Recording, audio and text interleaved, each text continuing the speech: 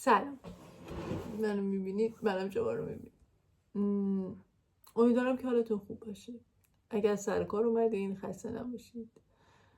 اگر مثل من ساعت ها سر کار اومدین ولی هنوز نتونستید خودتون رو جمع جور کنید، بازم خسته نباشید.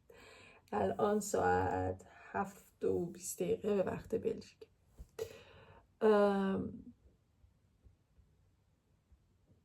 امروز داشتم با یکی از آدمای خیلی خوب در صنعت آشپزی صحبت میکردم.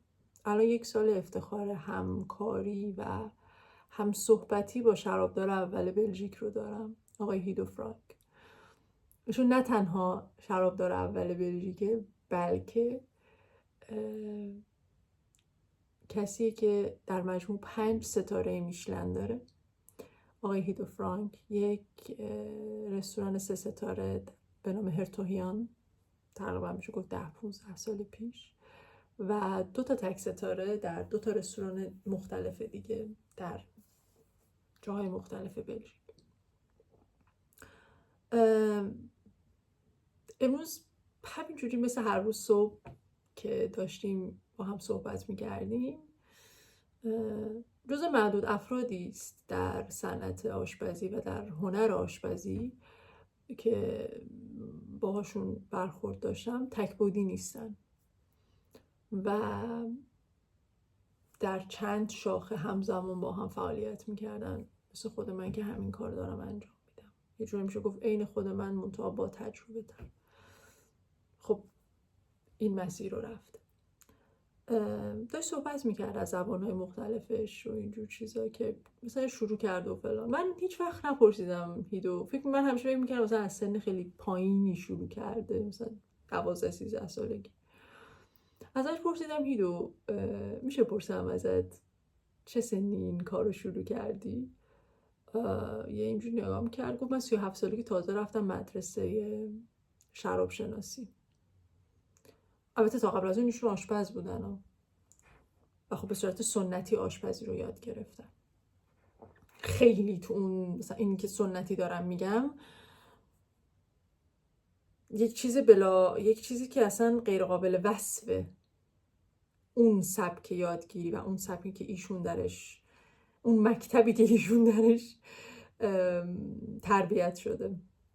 سرآشپزهای بسیار خشن، وحشتناک. یعنی 2 تا میدونم چطوری بودن، ولی وقتی بعضی چیزا برای من تعریف میکنم میگم نه، not gonna, no, not for me. برای من نیست اصلا اینجوری سبک کن. گفت من 37 سالگی تازه رفتم مدرسه. اینجوری نگاه که گفتم مدرسه؟ گفت 37 سالگی تازه رفتم مدرسه، زبان آلمانی رو تکمیل کردم، زبان فرانسه رو تکمیل کردم، زبان ایتالیایی رو شروع کردم و زبان آفریقای جنوبی رو شروع کرد. من اصلا همینجوری دوباره از گفتم چند سالت بودی؟ تو گفت 37 سال. گفتم چقدر خوب. یه لحظه اینجوری گفت چی شد؟ گفتم یعنی پس دیر نیست؟ گفت نه تنها دیر نیست، بلکه خیلی هم به وقت و به موقع است برای تو. فقط ادامه بده. ما نزدیک 20 دقیقه با هم صحبت کردیم. کل 20 دقیقه من فقط به اون تیکه حرف چسبیده بود تمام حواسم که نه دیره نه زوده، به وقت. ویدیو رو میخوام کوتاه کنم چون میخوام کار دیگه ای انجام بدم، یعنی میخوام نقاشیمو تکمیل کنم، تو همون حینم میخوام با هم یه سری چیزای جدید یاد بگیریم. پس اگر یک آدم تو سن 70 سالگی هنوز دست از یادگیری نکشیده و هر روز داره یاد میگیره، کارش رو از سن 37 سالگی شروع کرده و توی سن 45 سالگی 46 سالگی ستاره هاش رو گرفته، بهترین سوملیه بلژیک شده، یه عالمه شاگرد از سرتاسر دنیا داره، تونسته تو این مسیر بیاد، با وجود اینم که خودش میگفت ازدواج کرده بودم، 4 تا بچه داشتم و خیلی چیزهای دیگه. اگه تونسته این مسیر و داستان غم انگیزیه، داستان نه اینکه غم انگیزی، نه، داستان کوله بار خیلی زیادی هم از زندگی داره، به صرف اینکه چون توی اروپا زندگی کرده این نیست که زندگی راحتی داشته. مشکلی که الان خیلی در نظر هم دارن فکر میکنن که مثلا چون به صرف اینکه تو اروپا بوده زندگیش گل و بلبل بوده. نه، اصلا و ابدا. وجه واقعی اروپایی ها رو میشه گفت تو آشپزخونه هاشون میشه دید. و خب منم که دارم توی آشپزخونه کار میکنم پس میبینم خیلی چیزا. پس اگر آقای هیدو فرانک یا هر کسی دیگه، خیلی مثال ها میتونم بهتون بزنم. ما یه همکلاسی داریم 56 سالشه، یه همکلاسی داریم 63 سالشه و شروع کردن تازه تو این سن، یا آقای هیدو فرانک تو 35 37 سالگی شروع کرده. پس نه برای من دیره، نه برای شما دیره، نه برای هیچ کسی دیگه.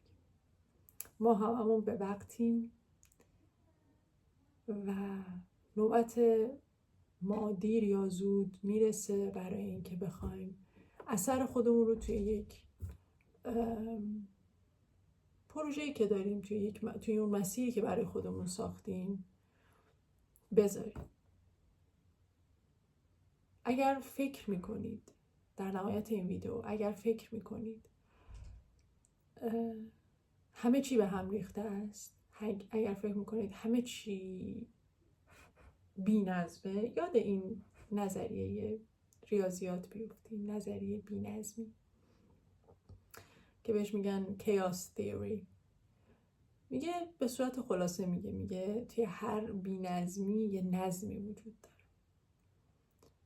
توی زندگی ما هم همین اتفاق میفته، بعضی وقتا بی‌نظمی هست، اما برای پیدا کردن راه توی این بی‌نظمی فقط کافیه یک لحظه سکوت کنیم و بشینیم، یک لحظه آروم بگیریم و بذاریم این بی‌نظمیه خودش رو کامل نشون بده و اون موقع نظمش رو پیدا میکنه و اون موقع میفهمیم که از کجا شروع میشه و میشه چطوری توی این چیزی که ما برای خودمون درست کردیم راه و ادامه داد و رفت.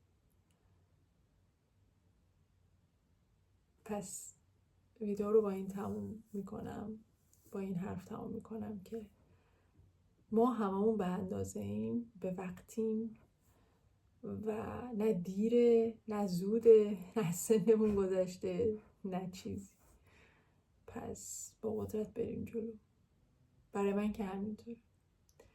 هدف اصلی از گذاشتن ویدیوها توی یوتیوب اینه که بیشتر دلم خود با خودم حرف بزنم تا با کسی دیگه. مخاطبم کسی خاصی نیست، مخاطبم فقط خودمم و خودم. چون در نهایت بردهداران زمانها چوب حراجم زدن، دست اول تا برآمد خود خریدم خویش. خودمونیم و خودمم و خودم. و چه بهتر که همیشه مخاطبم خودم باشم. اگر کسی هم توی مسیر همراه شد خوش اومده، اگرم که نه بازم خوش اومده. پس تا ویدیو بعدی میبینیم هم دیگر. خدافظ.